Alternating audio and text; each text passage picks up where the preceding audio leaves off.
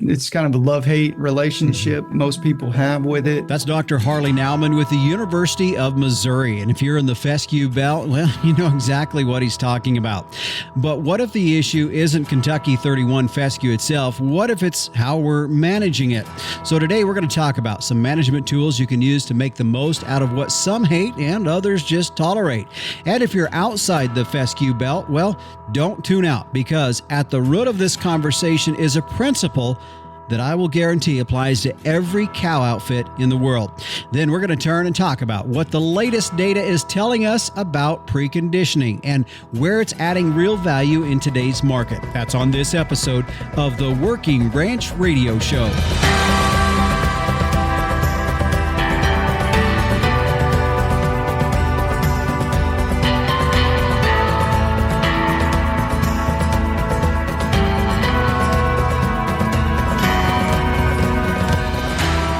Wyoming rancher talking about fescue. Going to have to admit it's a bit out of my wheelhouse, but we're going to do it here today.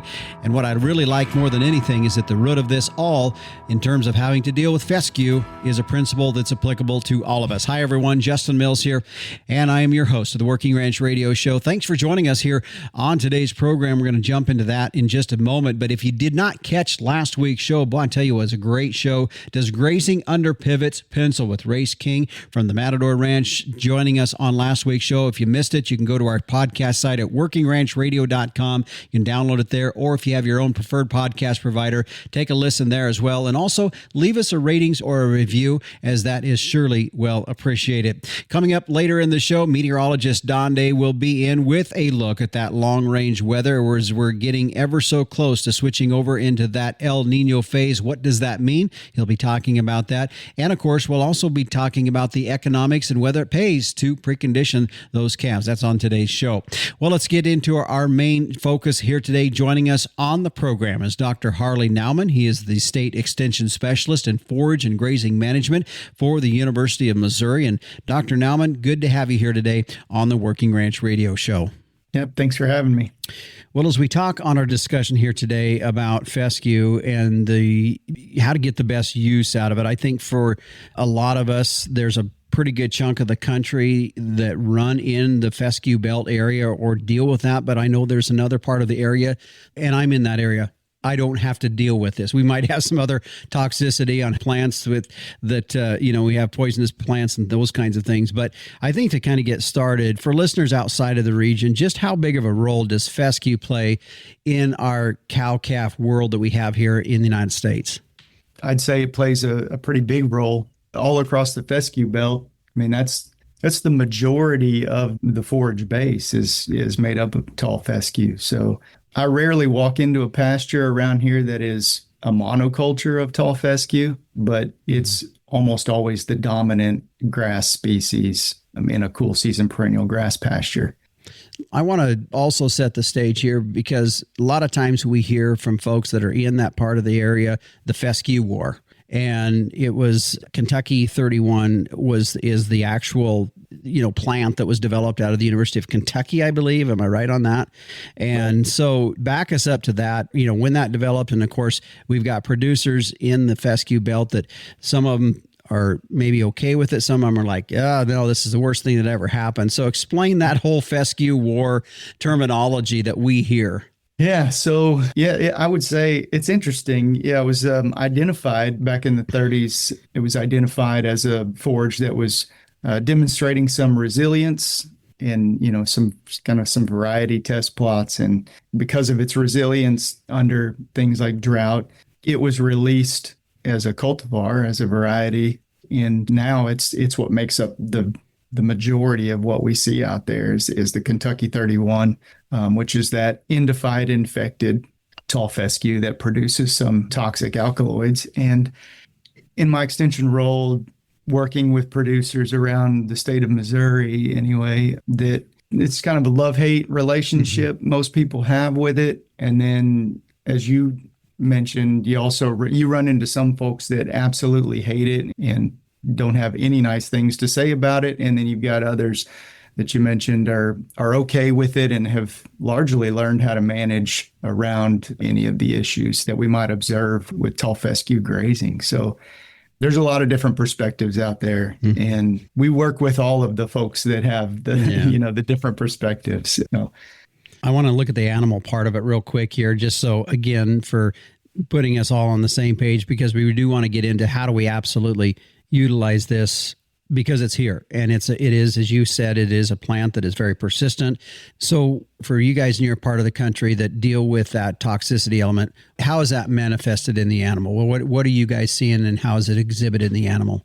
Yeah, so it largely depends on the season of grazing as to what symptomology we might observe. So with cattle that are consuming indified infected tall fescue in the summertime, or let's just say kind of going into late spring, temperatures are warming up, we'll see a lot of cattle that will fail to shed their hair coat. And so that may be one thing that we notice. And then, that might exacerbate some heat stress that they might experience. And so we start to see things like decreased gains in growing classes of cattle. They're spending more time hanging around water sources, trying to mitigate some of the heat stress issues associated with it, and less time out on pasture grazing, right? In the wintertime, when we start going into some frost or freeze events, we'll start to see symptoms, what they might refer to as fescue foot, but we'll basically see some cracking, some frostbite, some cracking of the tissues. We start to see some necrotic tissues. Animals might lose their ears. They basically freeze off, lose tails, things of that nature. And that's all because the toxin causes vasoconstriction, and so the animal's not getting adequate blood flow to the extremities. And so that's largely a wintertime issue associated with fescue grazing. Yeah. Okay, let's take a quick break here, because I do want to spend, as you and I were talking before we started here today, we want to really spend the majority of our show talking about how do we then manage it? How do we utilize it and get it to a workable solution in the operations out there, knowing that it's definitely very difficult to kill out, as it's going to be something that's going to always be there. So then how do we manage that? So I want to get into how we use it when we come back, okay? Sounds good. Horn flies stressing your cattle? Make fly control one and done with Alticid IGR XRB. Alticid IGR XRB delivers season-long hornfly control from a single application bolus, providing up to 195 days of relief regardless of mineral consumption or location. It breaks the hornfly life cycle with no impact on beneficial insects, giving you flexible, consistent control. Learn more at CargillAnimalNutrition.com/Alticid bolus. Are you disappointed with weaning weight gains that don't seem to keep up with the increase in bull prices? Try capitalizing on the muscle, growth, and efficiency of Limousine and Limflex hybrids. Whether you sell calves at weaning or retain ownership through the feed yard, the extra muscling and performance of Limousine cross calves will add pounds to your pay weight and dollars to your bottom line. In fact, genetic trends for weaning weight EPDs in Limousine cattle document an increase of nearly 25 pounds over the last 10 years. Limousine and Limflex deliver dollars to your bottom line. Limousine today, profit tomorrow. Okay, Dr. Nauman, I want to start focusing on this show as we look at managing it and utilizing it best. I know, as you had said and identified in the last segment, there's definitely times of the year when it's a little bit more detrimental. And so let's start working through, as you talk with producers and say, okay, we have it, it's here. Now let's start to see how we can manage it and use it. So let's start down that road first. Sure. Tall fescue provides us really good forage availability and good grazing in the spring. And then, as many might be aware already, its productivity really takes a nosedive going into summer with warmer temperatures, right? It's a cool season perennial grass. And then provided we get the weather to support it, we'll get another little bit of growth in the fall, and it can provide us some good forage availability during that season as well. So that's largely when we're using the tall fescue.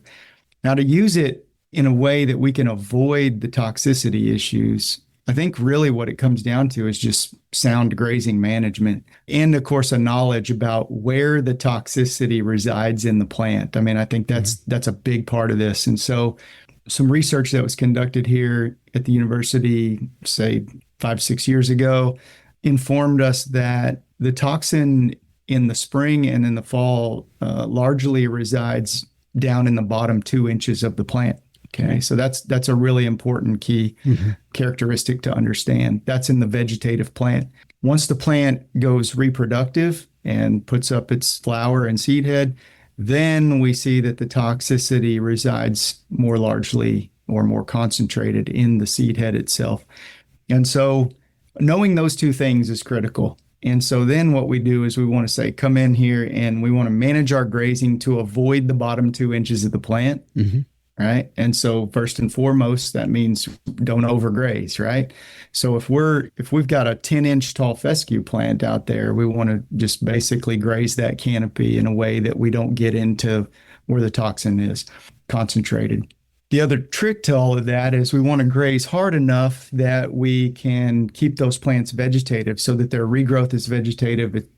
We basically take away their ability to become reproductive. And then that keeps us from grazing flowers and seed heads, right, where the toxin is most concentrated in the plant at that time. And so knowing those two things and managing your grazing in such a way that you can keep the plant vegetative and not overgraze, that's really the key. And that's something that we tell people all the time is just manage your grazing around it. It's a lot more easier said than done, right? Yeah. Because what we find typically when we go out to farms is stocking rates are bumping up against carrying capacity and oftentimes exceeding the carrying capacity. And so you've got that is difficult to align with this idea of just grazing around the toxin, as well as just more farms that are not doing managed grazing, more quick rotational grazing, those kinds of things.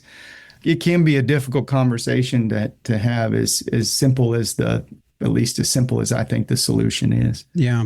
Two things that I thought about as you were talking about managed grazing, and we both kind of grinned a little bit. It's easier said than done. I mean, you say, okay, here's what we need to do. I get that.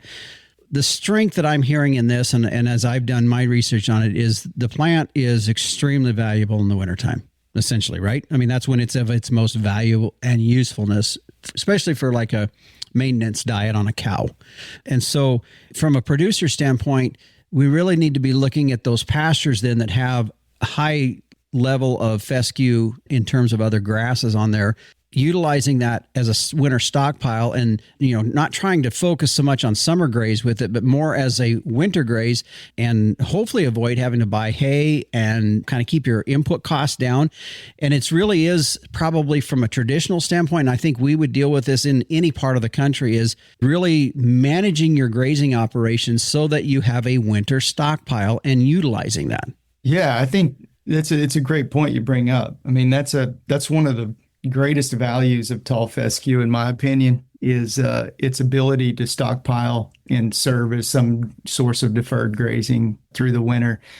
It's the only one of our perennial cool season grasses that we grow around here that has the ability to do that. It stands up to the conditions really well. And so if managed correctly, yeah, it can provide us great grazing over the winter. I'll say that in the years that I've been here at the university and learning about and observing this tall fescue grazing system, I feel like the stockpile ability is a little bit unreliable. Yeah, I mean, this is a little bit anecdotal here, but it's like 1 in 5 years we have a good, what I would call a good stockpile year, where we actually get the adequate rainfall that we need to support good fall growth, then that allows us to stockpile that grass and use it into the winter, or to get enough of it to really make a significant impact to winter grazing. But you're exactly right. I mean, we talk a lot about stockpiling tall fescue and that value and why that's so important to reducing our reliance on stored forages and reducing our input costs, all the things that you mentioned. It's a big part of the message around here. But we also have to be pretty honest with ourselves and acknowledge that, yeah, a lot of years are not very conducive to doing good stockpile. Yeah. So that answers the question, the first question that I had. The second part is, you got guys saying, okay, that's fine. I get it. And you just brought up a valid point too. 1 out of 5 years, you might be able to have a good stockpile available. That doesn't answer my question though, as a producer, if I'm in that area that's saying, well, I still got to have grass. I still got to have feed for these animals in the other 8 months of the year or whatever, 8 to 9 months of the year. So let's now start to getting into, that summer period time and how do we begin to manage that so that we're not having to deal with this? The thing that comes up in the research that I've done is, you get to that 30% or less of fescue in a pasture, and it's pretty manageable. So explain now the other 8 to 9 months of the year, and how do we tackle that? Yeah, so that's a great question, and this is something that we work on quite a bit. And really what it boils down to is diversifying your forage resource. I mean, that's really critical. And there's been a huge push to address your question directly about summer. There's a huge push in this state and surrounding states to get into some perennial warm season grasses as well. So diversify your pastures. If you can go and convert, I don't know, maybe 25 to 30% of your acreage out of perennial cool season grass and into maybe native warm season grasses, for example. That's how you basically get off of your fescue. You're not beating it up all summer long. You're not exposing your cattle to that potentially toxic forage when the temperatures are most conducive to heat stress events and those kinds of things. You give your forage a rest. Maybe that gives you a better opportunity to stockpile it in the fall, right? Because it's been resting all summer. And instead, you've been grazing native warm season grass, for example, through that summer period instead. And so that's one option, but there are others that maybe they don't want to go that route and commit acreage to perennial warm season grass. And so another tactic that we might use is what we refer to as pasture cropping, but we're not focused on a cash crop. In this case, we're focused on a forage crop. So the way we would do that is after we feel like we've grazed our spring tall fescue sufficiently, you could come right into that pasture and you drill in to your perennial pasture. You drill in something like a warm season annual grass or a warm season annual legume, something that's going to provide increased nutritive value and increased forage availability for your summer grazing. So give you something to rotate off of the fescue and onto to kind of extend your grazing season, give you more grazing days. Yeah. Well, and as I was telling you, that kind of jives a little bit with some of the 2 previous shows that we've had about maybe taking some of that ground and utilizing it a little bit differently than traditionally that we have always done, is just turn cattle out on certain pastures, or this pasture set aside because that's our hay crop. And so, just kind of dealing with those kinds of things. So it really does go back to the management side of this. So let's take another break here.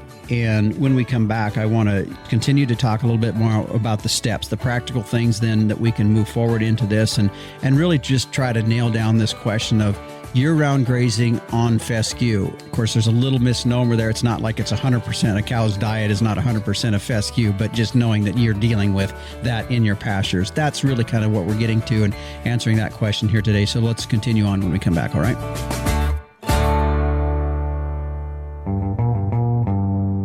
Leverage the cattle fly and insect control solution that refuses to be average. ProZap Protectus Pour-On Insecticide IGR. Now, this isn't your average pour-on. It's a triple active solution you can count on. An insect growth regulator, adulticide, and synergist, all working together to knock down profit-robbing insects that affect cattle health and your bottom line.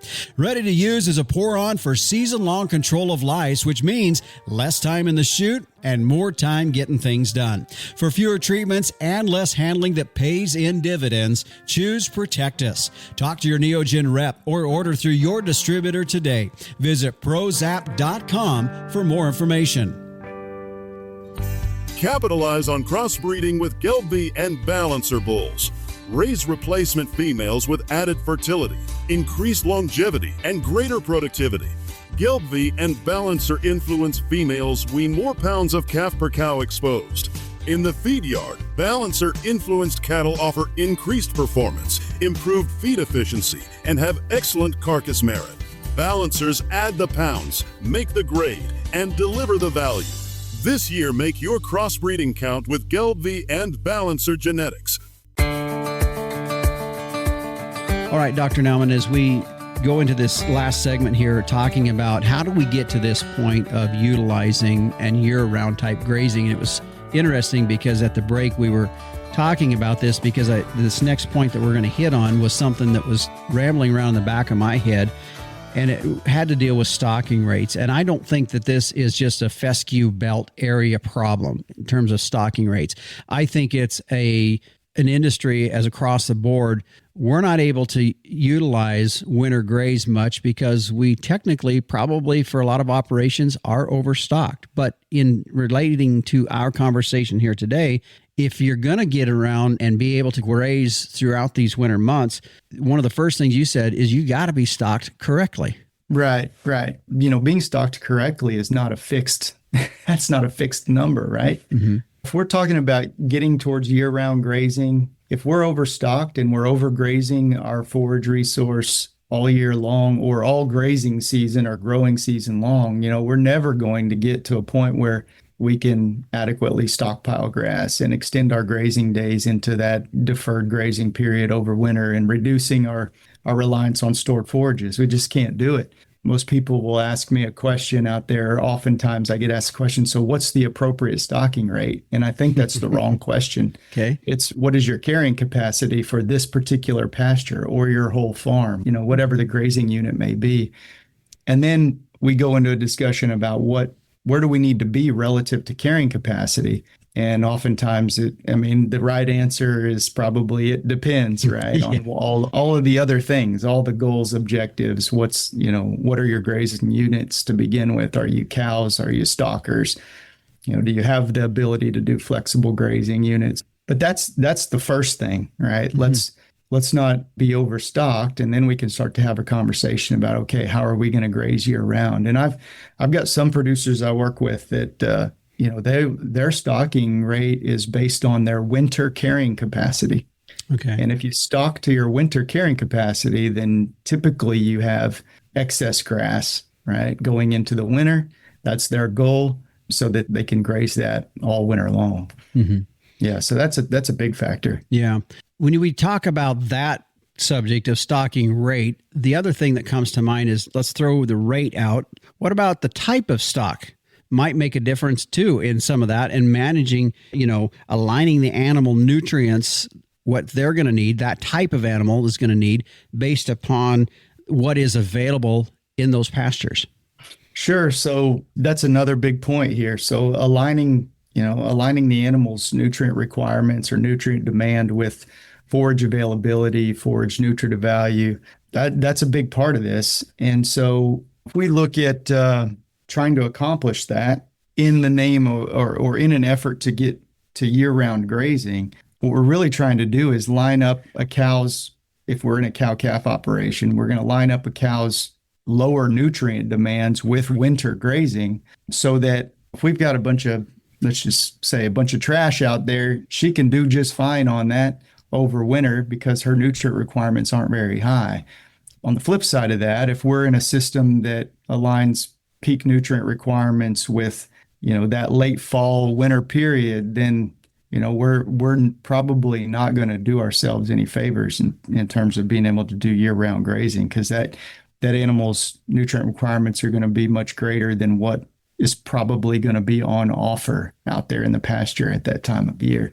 So that's one way to think about it. Certainly the animal type matters as well, right? Mm-hmm. If we're talking about a growing class of animal, or we're talking about maybe small ruminants that might have greater nutrient requirements per unit body weight, those kinds of things. We just got to consider all of those aspects and make sure we're trying to line those up with what we've got out there at any given time. And I think that's a pretty critical part of getting to year-round grazing as well. Mm-hmm. I know the one thing that we touched on a little bit ago was if we can keep the amount of fescue in there in a pasture, if it's that, the rule is like the 30% rule that I understand is kind of in there, if 30% or less. And that was one of the things you touched on and want to make sure to get across here is having some diverse forage availability in as resources and essentially diluting the impact that fescue would have. That's one of the, it really comes down to some of this as well. We can manage the animal, we can do those kinds of it. Back to the pasture, what can we do to dilute the impacts of the fescue that it could have impacting our cattle? Yeah, so I think, that's just it, right? The more we can complement the fescue system with other more desirable forage resources, I think the better off we are. And that's not just about beating the summer slump and having those native warm season grasses that I might have talked about earlier, but it's in every grazing season. There are ways that we can complement that system and dilute out the toxicity issue. So some of the things we've already talked about, the native grasses in the summer, but you might have some annual legumes that you can use that are more adapted to the summer season. Those can be really valuable. But if we're going to add some other ideas into this besides stockpiling, there are some things that we can do for fall grazing. Back to that pasture cropping idea. We've done this before. We've studied it. You can go and you can interseed tall fescue pastures with oat, for example. And so in that case, what we're talking about is probably taking a spring type oat, and we'll go and drill that into pasture in the late summer, and we'll have it for fall grazing as well. That can do two different things. That can, it dilutes out some of that fescue toxicity that's there. It can extend our grazing season by adding more biomass into that fescue, where if we're not having a great stockpile year, but we can get the oat up and going, right? It may become the predominant forage source in that season if we do something like that. And brassicas, you can add those can be part of that mix as well. So things like turnips and radishes, right? They're going to extend our grazing season into the fall. Other options might be that we go and interseed a tall fescue pasture with cool season small grains like wheat or cereal rye.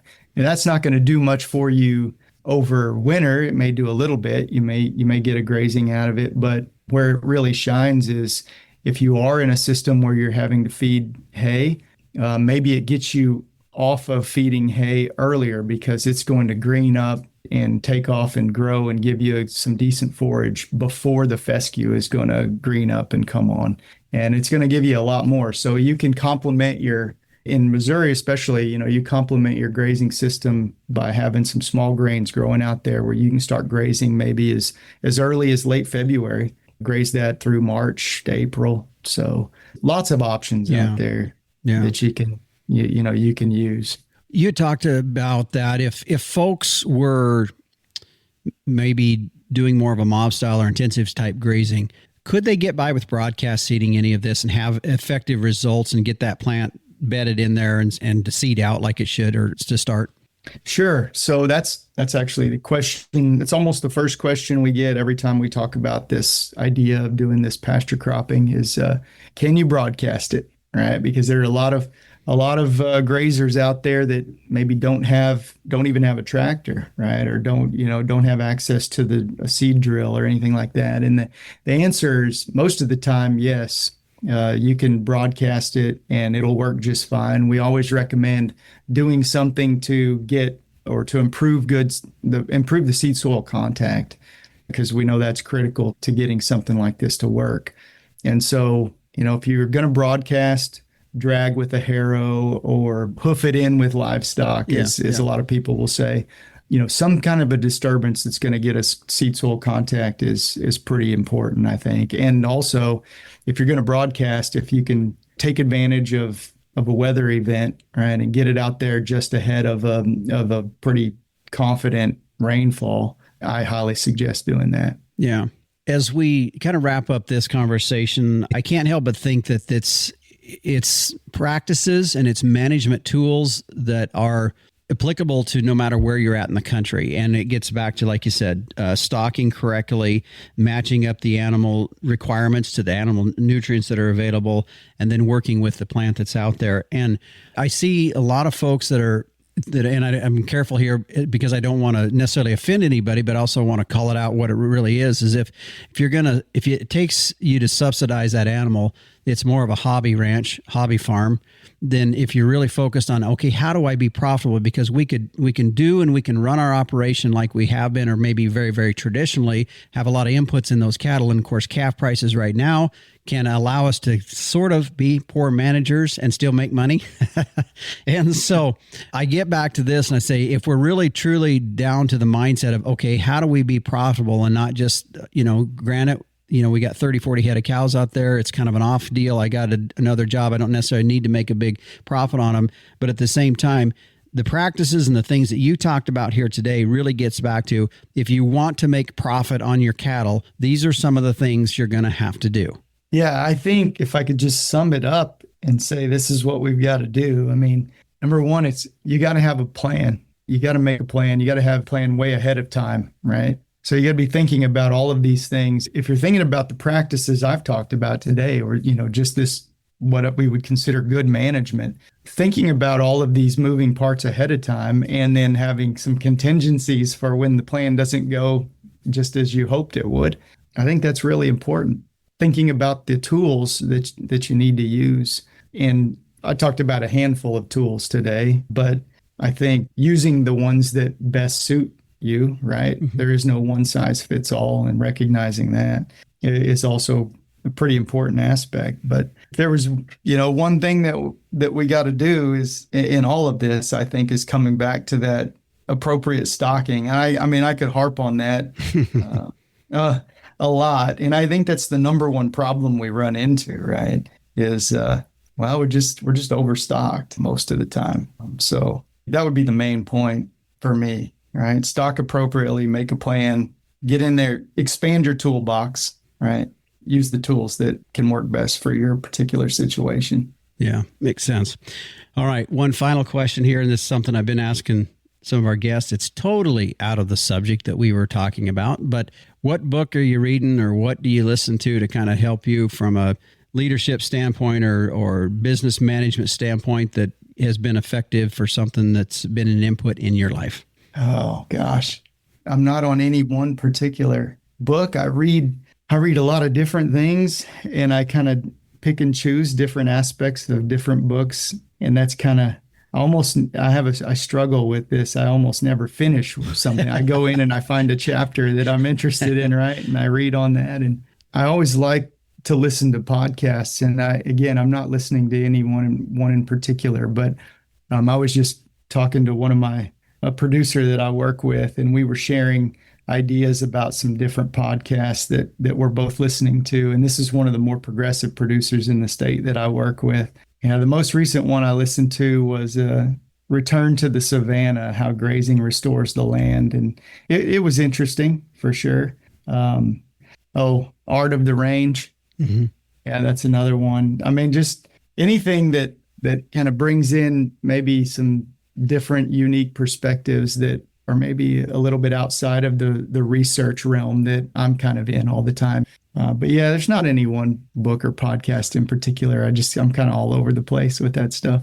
No, that's good. It's a question that I just throw out there because I think folks are similar to you, and that the fact that where can we find some information that tells the story, maybe from a real life experience, sometimes is very valuable than just the white papers. But at the same time, how are people utilizing it? And that's the other thing on this. So Dr. Nauman, good to have you here today on the program. Enjoyed the conversation. It was good for me. And I think there's practical application to this, not just for folks in the fescue belt, but there's things that you talked about as you hit the very last three things to go through.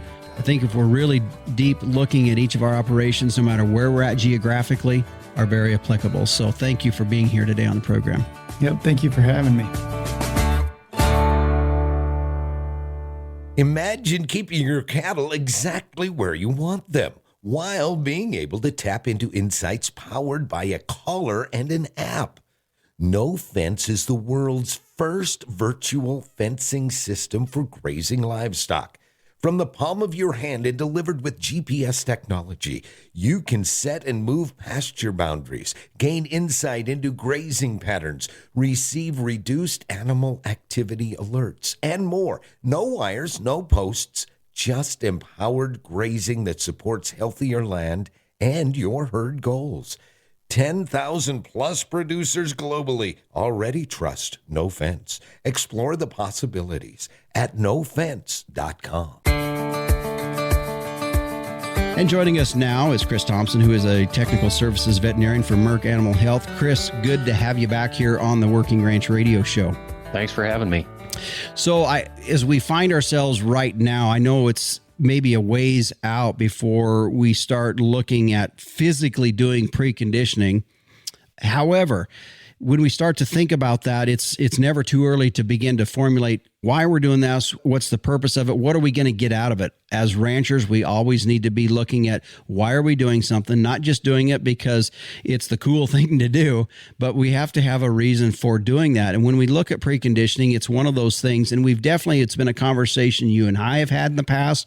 It's definitely a conversation anytime that I talk with, for example, a few weeks ago, we had Clint Berry on with Superior Livestock, and we were talking about the 2026 cattle market outlook.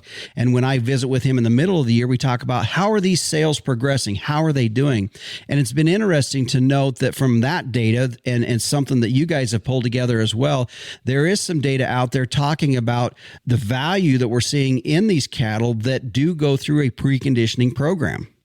Absolutely, there is. And, in this time with record high cattle prices and record low supply, we've got to do everything we can to keep these calves healthy and performing to their genetic potential in order for the ranchers to recognize all the value that they have there. Mm-hmm. And the preconditioning is just one little piece of that. I mean, we've got to think about nutrition. We've got to think about parasite control, but vaccinations definitely play a key role when we think about where these calves are going to go once they either leave the ranch or are retained on the ranch. I mean, we got to have them set up for success. Yeah.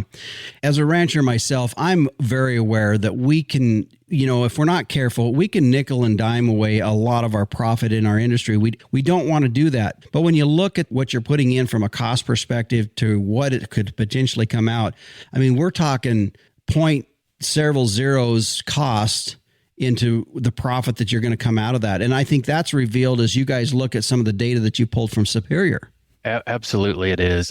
We see a very good return on investment when we get into our vaccination programs or implanting or weaning calves. I mean, all of the little things that you can do definitely show a really good return on investment.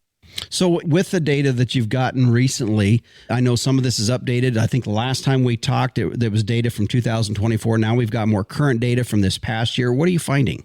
So, as far as total cattle sold on Superior last year, the numbers were roughly the same, 860,000 head of cattle, mean weight 572 pounds, mean lot size 117 head. Biggest change from 24 to 25, honestly, it was just the average national price. It was $3.78 a pound last year, on a national basis, which was up 84 cents over the 2024 number. Mm-hmm. So, I mean, just that alone played a big impact, as we saw. And it was interesting to look, if we look at those sales on a quarterly basis, they just kept climbing from first quarter to second quarter to third to fourth. And I would imagine, our early sales this year are going to keep going up even over quarter four of last year. Yeah. Sometimes as ranchers, when we see the market that has been moving higher as it was and has been the last 3 years in that, and we have memory of 6-7 years ago when prices were really tough, saying, well, hey, at least I'm doing better than I was then. And there could be that enticement to say, well, I'm not going to do anything. I don't need to because these prices are going to be there. But at the same time, there's still those premiums that we're seeing in these calves that have been through some of these programs. Yeah, the premiums are consistent year over year. And, the other thing is we've had a lot of market volatility, I think. So I think it's just one more way we can, hedge our bets a little bit to know that we are going to be selling the best cattle that we can. And then, it kind of goes back to reputation. If you're selling good cattle that are preconditioned and somebody buys those, has really good success with them, they're going to be back bidding on those same calves the next year. Yeah. When I look at for me, when I see the value in some of this, it kind of gets back to an old rule of thumb, and an ounce of prevention is worth a pound of cure. When I think about a preconditioning program, that's really what kind of cycles through my head, because I know when it comes to having to deal with animals that are dealing with respiratory issues or parasite issues, clostridial issues, those kinds of things, if you have to manage that post anything, gets very expensive. Where in a preconditioning program, if you can jump ahead of that, that is going to be a lot more economical, isn't it? Oh, by far, by far. I mean, our vaccines in comparison to what it costs to treat are pennies on the dollar typically. Anything we can do to prevent disease or sickness, we're going to not only avoid treatment, but we're also going to allow those animals to perform to their genetic potential, which I think is important. You know, we've got to allow them to grow as fast and as big as they can in the shortest amount of time possible. Mm-hmm. I believe when we talked before, we probably broke it down into some of the different variations or ways when we start talking about a preconditioning program and what that means. I think for different parts of the country, it might mean a little bit different, or people understand it differently. Let's maybe put some baseline to a preconditioning program and what, from your guys' perspective, what that looks like at the different levels that could be there as well. Okay, so I will start with the most basic preconditioning protocol, and you know, at Merck we call this a PrimeVac 24 program, and it's basically one round of shots for those calves while they are on the cows, sometime between 2 and 4 months of age typically. And it's one dose of a clostridial vaccine, one dose of a modified live 5-way viral vaccine, and one dose of a Mannheimia and or Pasteurella multocida bacterial vaccine.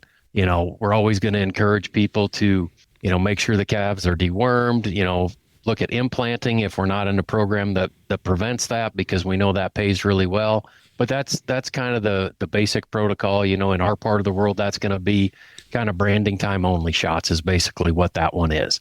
Taking that to the next step, and just for clarity, you know, if we look at the superior data, only about 5% of the cattle sold only had one round of shots. Okay. So we kind of use that as a baseline. Most people have moved beyond that program at this time. You know, taking the next step to a PrimeVac 34 program, that's going to be 2 doses of vaccine. So 2 clostridial vaccines, 2 doses of that modified live 5-way viral, still getting that Mannheimia and or Pasteurella in there. And this is going to be, you know, your typical branding time, preconditioning time, you know, sometime out there 3-4 weeks before we're going to wean those calves. We give the second dose. And, you know, last year, the calves that sold on Superior, 39% of them were in this program. So Definitely, you know, the most common program used is going to be this PrimeVac 34 program. Taking that to the next step, we go to a PrimeVac 45. So it's going to be similar to the 34 in that it's, you know, 2 doses of all of our vaccines.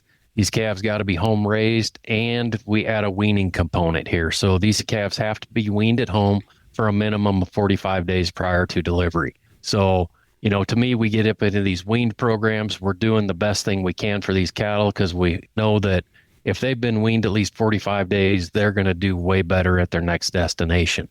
Last year, 17% of all the cattle sold on Superior were in a PrimeVac 45 type program.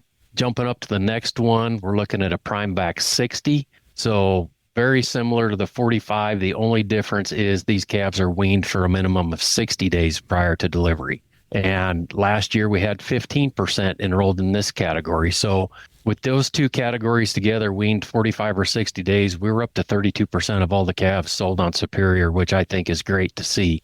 The last program they kind of have is a PrimeVac precondition program. Big difference here is these can be purchased calves that are fed for at least 60 days. So somebody that's kind of buying some calves, straighten them out over 60 days, 2 doses of vaccines.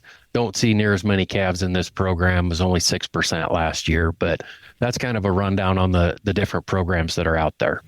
Chris, talk real quick, because I think when we talk about preconditioning, a lot of times we're thinking the vaccinations that are there, but there's also some parasite protocol that would go along with some of that as well. Hit that briefly, and you might have already, but I just want to make sure and clarify that. Yeah, I think it's a really good idea, you know, to deworm these calves, whether that be at preconditioning, you know, 3 to 4 weeks before weaning, or if we're going to go into a weaning program, maybe do it when we wean those calves. because they're probably going to go into a dry lot where they're, can't get reinfested at all. But if we can get rid of those parasites, again, we're doing a bunch of different things. We're freeing up the immune system to not having to fight parasites. So if there is another challenge, it can work on that and not be dealing with those parasites. And calves that aren't fighting parasites are gaining more pounds, which at the end of the day, most guys are still selling pounds, and that makes a big difference. Yeah, for sure. Chris, as I look at this and you go through some of this, I know you went through just a lot of the different programs that were there. And if folks are interested in kind of looking at that at their own speed, at their own level, where would they go to find that information? Well, so every year, Merck Animal Health purchases all the data from Superior, and we have a couple doctors at Kansas State University that do all our analysis and economics to it. And then, we share this data with anybody that wants to see it. So if anybody wants to see it, just reach out to your local Merck rep and they can get you the data to take a peek at. Yeah. And I know I'm looking at the website here and I'm seeing some of the information that you already relayed to us with the PrimeVac 24, the 34, the 45, and those kinds of things. Talks about some of that information, breaks that stuff down. I know that would be very helpful for folks to go into on that. And just a real quick side note, we had visited about this before we went on air here today, and the fact that, if you're a program that has not typically done this, you don't know how those calves are doing down the line necessarily to the next guy. However, if you do plan on retaining some heifers, might be something to be aware of too. Oh, absolutely. If you're going to be retaining heifers, keeping any cattle at home, weaning them in any form or fashion, I'm definitely going to recommend getting those calves another set of vaccines in them, somewhere 3 to 4 weeks before weaning. Give that calf's immune system time to respond to those vaccines and get those calves weaned. And you should end up with way healthier calves when you do wean them. For sure. All right. Well, Chris, just one more time, what's the website if folks want more information? Just PrimeVac. Okay. That's pretty simple to find. PrimeVac. If folks want more information in it, PrimeVac, VAC is how you spell that. So, Chris, good to visit with you here today on the program. Thank you. You bet. And again, that was Chris Thompson, Technical Service Veterinarian for Merck Animal Health. Don Day is up next as we take a look at our long-range weather. Fascinated by our wild weather? Now you can learn, appreciate, and understand the weather in your own backyard with the new Tropo Rain Gauge. Having achieved the highest rating of any product reviewed by the WeatherStationExperts.com, the Tropo boasts rugged durability, impeccable accuracy, and precision to the 100th of an inch. Visit MeasureRain.com to order a Tropo today and use code RAINDAY. That's RAINDAY for free shipping and 10% off. Go to MeasureRain.com. Today's long-range weather brought to you by long-range epinomectin with 150 days of parasite protection in just one single dose. Help your herd graze and gain weight without extra parasite pressure. To find out more, go to their website at longrangedewormer.com. Well, joining us now with a look at our long-range weather is meteorologist Don Day. And Don, as we had talked about last week, the block up at the Aleutian block is now gone, and we're seeing some active patterns going forth. That's going to continue here as we're into full spring. Yeah, over the last week, we'd seen precipitation return to some areas, and we saw a really nice swath of rains go in parts of the south central U.S., parts of the Corn Belt, and they're going to see another wave of rain. In fact, you go from East Texas through Oklahoma, up into the western Corn Belt and into the Great Lakes. There's going to be a good rain falling this weekend and into a good part of early next week, and more wet for California, parts of the Pacific Northwest and Northern Plains, and not all of the Central Plains, but some. There's always winners and losers, but certainly we're slowly but surely, not rapidly, but slowly, kind of getting into a more typical spring pattern across the lower 48. Yeah.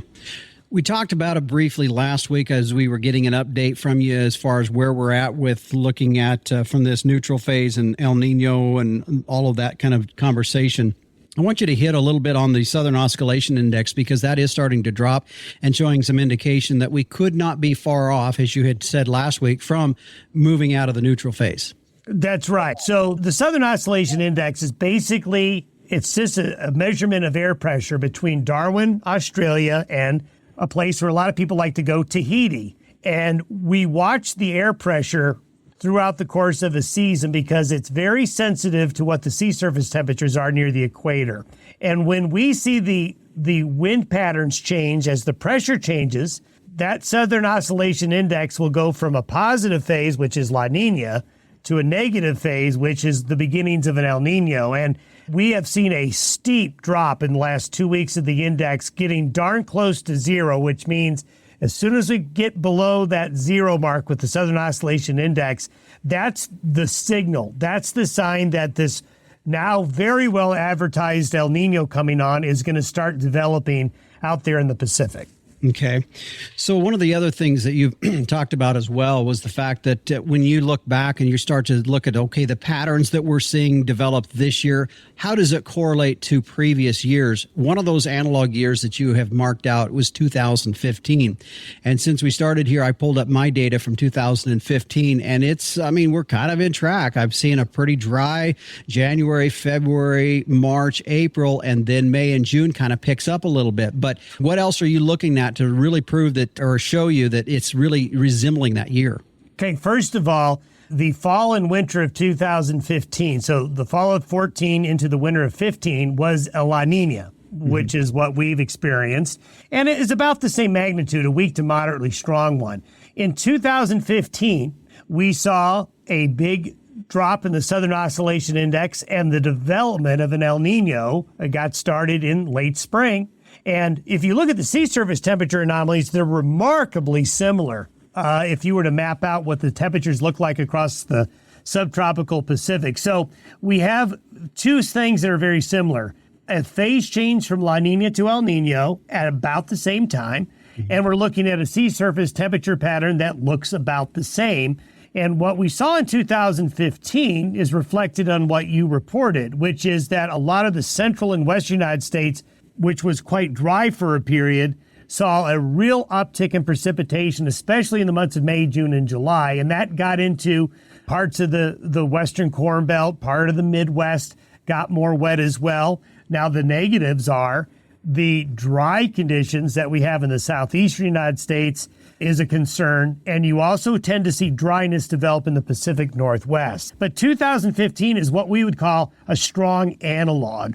So does it mean an exact repeat of 2015? No, but I'll tell you this, what we saw in 2015 is remarkably similar to what our seasonal models are showing us, which is that as we get into that May, June, July timeframe, there's a reversal of fortune in some of the very dry areas of the central U.S.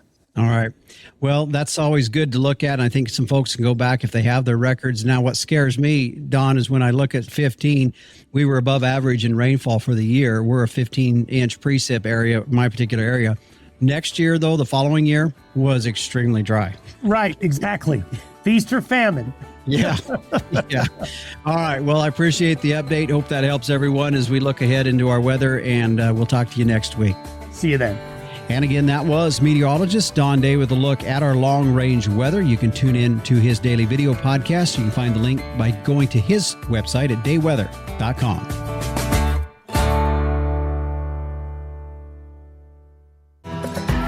Hey, quick thank you to Dennis Finnewald, who emailed me and said, hey, I've yet to hear you guys do a show on Kentucky 31 Fescue. So we did that today. I hope we did it justice, and we did bring out some principles that I think are relevant to the folks in the Fescue Belt, but all of us in the cattle industry as well. By the way, if you do have an idea for a show topic, send me an email at justin.workingranch@gmail.com. Well, the Working Ranch Radio Show is a production of Working Ranch Magazine, branded #1 by America's Ranchers. Thanks for joining us. I'm Justin Mills. And until next time, keep your chin down and your mind in the middle. So long.